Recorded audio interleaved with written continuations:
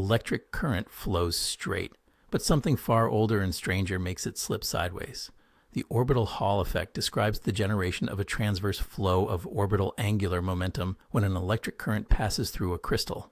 No spin required, just the geometry of electron motion itself.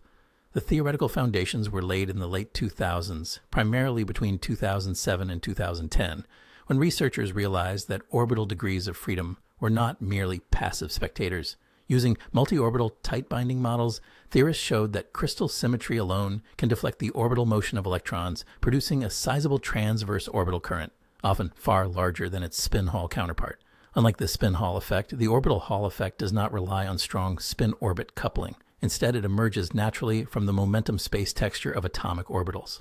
As electrons accelerate under an electric field, their quantum wave functions twist asymmetrically through the lattice, generating a flow of orbital angular momentum perpendicular to the charge current.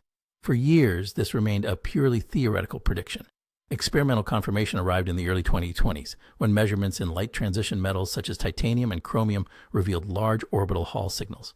Using interface conversion techniques and magneto-optical probes, researchers demonstrated that orbital currents can be detected and even converted into spin currents at material boundaries. The payoff is transformative. Orbital currents offer stronger signals, reduced dissipation, and access to materials once dismissed by spintronics. Orbitronics now appears not as a niche curiosity, but as the deeper layer beneath spin-based electronics, quietly steering angular momentum sideways, just as the theory predicted.